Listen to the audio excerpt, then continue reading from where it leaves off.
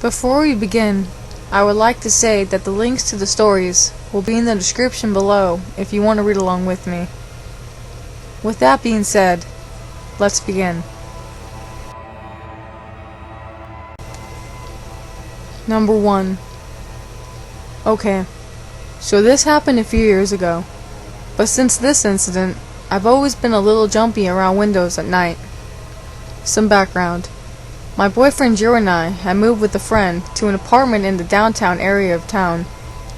The neighborhood we moved into was a bit on the outskirts of the downtown grid, near the railroad tracks and boulevard of boarded up businesses, and pretty derelict compared to the rest of town. The good part about living there was the housing. Most of the homes in the area were original, creepy Victorians that had been converted into apartments, and our place was no exception. The house that we moved into was an old, 3-story Victorian with a wraparound yard, located on a corner. Each floor was an apartment, and we had the bottom floor, which was a large 2-bedroom with windows all the way around the house, and multiple doors leading into the yard. Since it was an old house, some of the original elements remained, including the old crank-style shutter windows, some of which had broken cranks, which meant that, when the windows weren't locked, they had to be pulled on their hinges from the outside in order to get them open. So, our roommate had moved out, which wasn't a big deal, because the rent was pretty cheap on the place, and I liked the idea of converting the now spare bedroom into a computer room and office area that I could use to study. My boyfriend and I lived there with our little dog, and we had few complaints about the place. The only thing that really drove me nuts was the fact that our house was one of the few on the block without a fenced yard, which meant that we would often get some weirdos digging through our trash or knocking on the door asking for our Wi-Fi password. Seriously. Since we had an outlet next to the front door outside, we would often glance up and see the back of someone leaning against the door and charging their phone. Our front door was pretty much a glass door covered by thick wooden blinds. Annoying, but again, not the worst thing to happen on that side of town. A little more contextual info. Our bedroom was the front bedroom, which was the largest of the two, because it included this cool alcove type feature. These alcoves are common features on old Victorians, and ours was pretty cool, as it was the exact length and width of our bed, and it had a huge, wall-sized window right next to the bed. Outside of the bed window was a big rhododendron shrub and a small tree, and I usually liked how the sunlight would come in all dappled and shadowy on a nice day. Anyways, so one night, Drew and I were asleep, and our little dog was sleeping on the pillows above my head. I woke up around 4 a.m. because she was growling, a really low growl that I've never heard her make before. I turn my head slightly, and my stomach drops. There's an outline of a man crouched outside of my window with both hands cupped around his eyes, watching us through the glass. I'm terrified to move because I'm pretty sure the bright streetlight behind him is illuminating me pretty well. I nudge my boyfriend and wake him up, whisper about the man, and then slowly slide off the bed with my phone in my hand, ready to call the cops. I call the cops, almost crying, and they say that since it's a Friday night, it might take them a little bit to come out. I hang up and then immediately hear a pounding on the door. My boyfriend runs to answer it, and it's a random Hispanic guy that I've never seen before. He says, "Hey, do you know this fucking guy?" and gestures to the bush about 10 feet to his right. "There's a fucking guy staring in your window, man. Me and my friend were riding our bikes past your house, and we saw him. We threw rocks at him, and they hit him, but he didn't budge." My boyfriend sticks his head out and yells to the bushman, "Hey man, you gotta go. You gotta get out of here." Meanwhile, I'm petrified, one arm carrying my still growling pup. As soon as my boyfriend yells at the guy, he falls back from our bedroom window, lets out a weird guttural yell, and runs at Drew with his head lowered like he's going to tackle him. Drew slams the door, and the guy slams into the glass.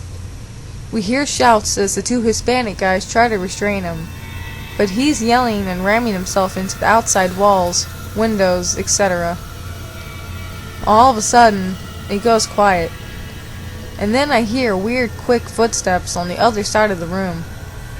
This guy proceeded to run around the entire house and attempted to pry our shutter windows open, banging them in frustration and running to the next when he was unsuccessful. I tried to call the cops again, but every room I went in had a window, and there was nowhere I could hide. He literally seemed to be following me from room to room, and every room I'd run to would immediately have his shadow in the window, and then the scrambling of his fingers at the windows. Meanwhile, Drew was running around the house, screaming at the guy to go away, while wielding our master sword replica. It was a real sword, and it was also the only weapon we had in our house. This went on for about 20 minutes before he started ramming our back door. The door frame was shaking, and I was terrified. And all help, whether it be the cops or the Hispanic guys on bikes, seemed a million miles away from being able to help us. Finally, I see the flashing lights of police cars, and, after some searching, the police determined that he got away right as they drove up, and there's no sign of him. I never really knew what happened to him after that. I was terrified to sleep in any room in the house, since they all had large, creepy windows, and it was hard for me to relax in our bedroom after that. Okay, so kind of a weird epilogue to this whole thing. It starts to bug me later, this weird feeling that I've definitely seen that guy before. I have a really good photographic memory, so it was more a question of where rather than am I just imagining it. He was tall, with a messy afro and a Hawaiian button-up t-shirt on. Honestly, he had kind of distinctive facial features too. So, about a year after this incident, I'm organizing some newspaper clippings of mine, one of which was an article about a block party type event that my friend had put together, complete with a large picture of the crowd, and my stomach drops. There's the guy, in a newspaper article from years ago, but he's wearing the same shirt. In the picture, he's standing off to the side, with a weird blank or dazed expression, not dancing like the rest of the crowd in the picture. It was so weird, and very creepy. I asked around, and none of my friends recognized him or knew who he was, even though he's mingling with them in the picture. So, random peeping Tom turned enraged battering ram. I really hope we never meet.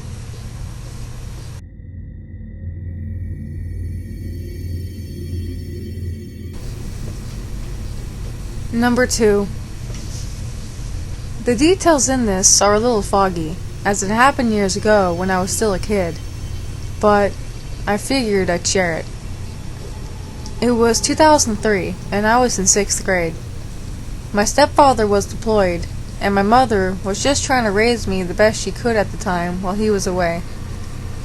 She was a nighthawk, and liked being awake at night, watching nighttime TV and browsing the web. It was about 9:45 p.m. or so, and I was laying in bed with a pair of headphones in, listening to Dr. Drew. Ah yes, learning the birds and the bees via radio show. Good times. I hear my mother jump out of the shower rapidly and immediately call our neighbor Liz. I couldn't quite hear what she said, but in no time she came to my room and told me to get up.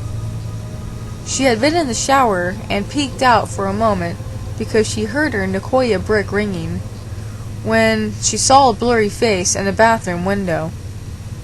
The window had a cloudy film on it to prevent people from seeing too much, but this was good enough to spook her well.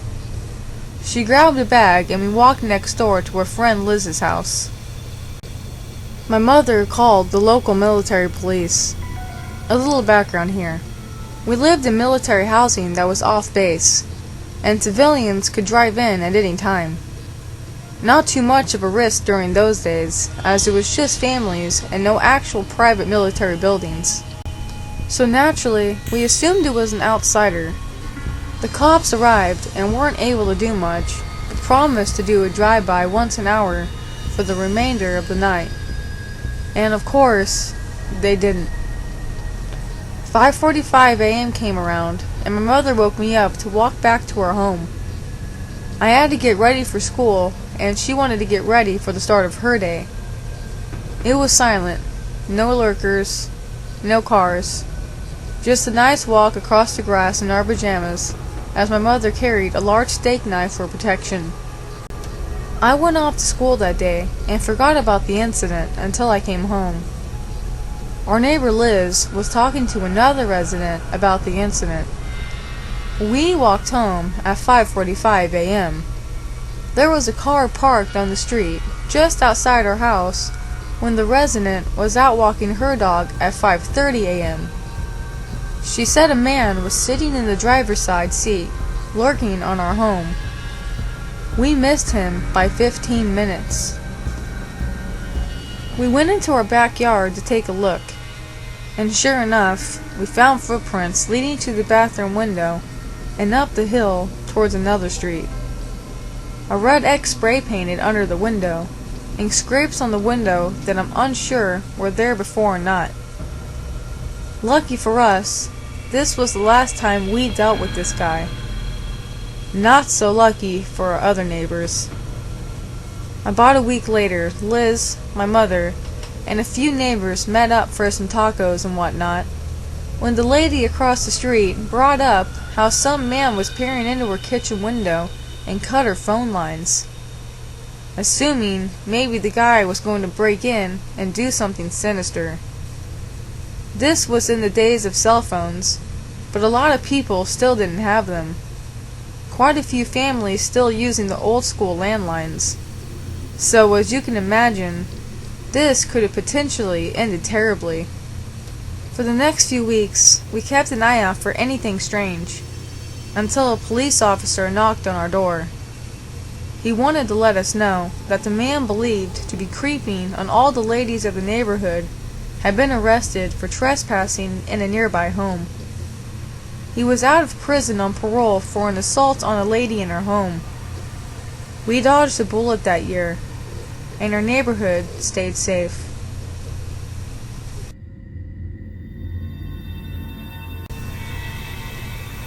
Number 3. This situation occurred to me when I was at the naive age of 12 years old. It was around the summertime, so I was just finishing up my first year in junior high school. My school was pretty far from my home, so every day I had to take the bus to and from school. My aunt and mother specifically chose the same school for my cousin and I so that we can go to and from school together. Since we did not have the same schedule, the rule was to wait for each other, depending on who left school first, to take the bus together. We were not allowed to walk home from school. It was quite a distance, so they did not want us to take the risk by walking home. Unfortunately, my cousin didn't always follow that rule. He didn't see the need to take the bus home with me every day, and would sometimes go walking home with his friends, who happened to live close to him. Most of my friends lived near our school, so I had no one to walk home with. There were times he did take the bus, though, depending on his mood, I guess. So, one day, I head over to the bus stop, waving goodbye to my friends, and waited. This bus was one of the slowest buses ever, and would often get so packed with people that it would skip my stop. So I usually expected to wait a while. On this day, though, the bus stop was surprisingly empty, except for maybe one or two other people. It was early summer, so most students would go to the local pool, or go to the park right after school to hang out. Basically, everyone was walking home except me. Living in a city, New York City to be exact, exposes you to weird experiences on almost an everyday basis. I was young, naive, and seriously thought I was not likely to run into anything strange. This is probably why I never really paid much attention to my surroundings, However, after waiting at the bus stop for a few minutes, I felt strange. I felt like I was being watched. New York City on a bright summer day meant there was plenty of people around. But somewhere, someone was watching me. I could not pinpoint who or where, but it was such an unmistakable feeling. I tolerated this for a few minutes and just ignored it. If it was bad, it would have happened already. Yes, that was my stupid logic. From time to time, I would check to see if the bus was coming, but it was nowhere in sight. I guess the feeling of being watched was getting to me, because I was starting to feel anxious. Right when I thought I was just being stupid, a man approached me. It was like he just appeared beside me. I didn't even feel his presence at all, and jumped in surprise when he asked, "Hey, can you help me?" I never mentioned this, but as a 12-year-old female, I was already around 5'7", tallest of my class, and this guy was around 5'5" or so. He looked to be about in his 40s, and was Hispanic like myself. He looked pretty harmless. He didn't look like he was high or drunk. He asked me this question in Spanish, to which I responded, "Sure, how can I help you?" in Spanish as well. Since he didn't look suspicious at all, I relaxed and was eager to help a person in need. He then asked, "How do I get to Avenue B?" I looked at him with, I assume, a very confused expression. We stood near a corner where the street sign was clearly visible. It said, Avenue B. This was obviously a red flag, even for a naive 12-year-old girl. I held back a chuckle, thinking maybe he couldn't see well, and said, "This is Avenue B." Then he looked at me for a moment and gave me one of the most creepiest smiles I've ever seen. It wasn't warm at all. It felt wrong, like he wanted to eat me alive. I instantly felt nervous. Then he said, "You're such a sweet girl for helping me. What's your name?" My heart was racing at this point. "I can't tell you," I responded quickly, and checked to see if the bus was coming. I thought if I brushed him off and ignored him, he would take the hint and leave. It was silent for what felt like a few hours. I looked around me, at the floor, everywhere except the area beside me. Eventually, I exhaled and checked to see if he had left. Nope. He was still standing intently beside me, with that creepy smile plastered onto his face. "If you come with me, I'll give you a nice gift," he said, still smiling. I never hated my cousin more than I did at this moment. Of all the days he decided to walk home instead of taking the bus, it just had to be the day some creep approached me. I knew I couldn't stay at that bus stop. He was persistently asking me questions. He would move his eyes up and down my body slowly. When you're afraid, and basically suck at being social like I was, you would never think to ask for help. I don't know why I felt like I needed to just handle this myself, but I decided to leave this stop and walk to the stop before mine, which was about 4 to 5 blocks away, hoping to get away. I didn't even bother responding to any of his questions and just casually walked away. I was speed walking and was so grateful for having long legs. I reached the end of the first block and looked back just to be sure. He was right behind me. "Don't be shy. I just want to give you something," he said, practically pleading. Nope, I didn't want it. I kept walking, looking through the crowd of students, hoping to spot someone I knew. No luck. So I kept walking until I finally reached the next block. The blocks were short, but felt so far apart in that moment. I had 3 left. I looked back again, and he was still there, laughing like we were playing some sort of game. This guy was keeping up pace, even though my strides were longer than his. He was so close, I could hear him breathing heavily. He was practically jogging behind me, since he had trouble keeping up. This guy was seriously demented. There were no cell phones yet back when this happened, so it's not like I could call anyone. I didn't want to stop at a payphone to make a call, so that he could catch up to me easily. And I didn't want to bother asking a stranger for help either. If anything, I was paranoid. What if they did the same thing as this creep, I thought. I was an idiot. I was panicked, so at that moment, I lacked common sense. "Stop walking so fast," he said. Really?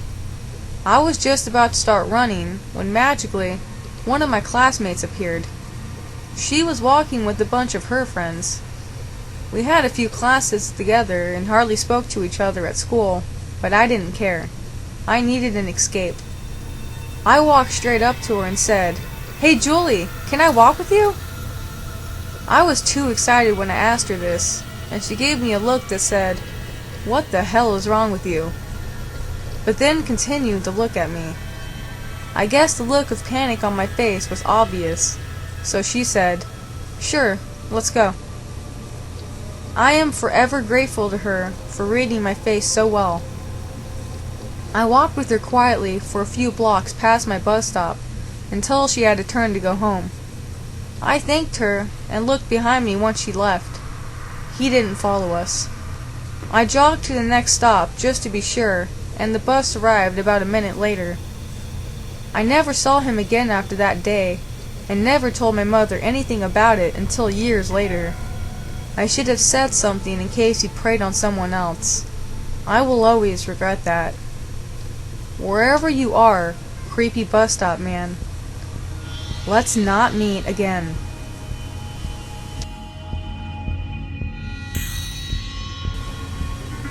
Thank you for listening to another 3 True Scary Stories from Reddit.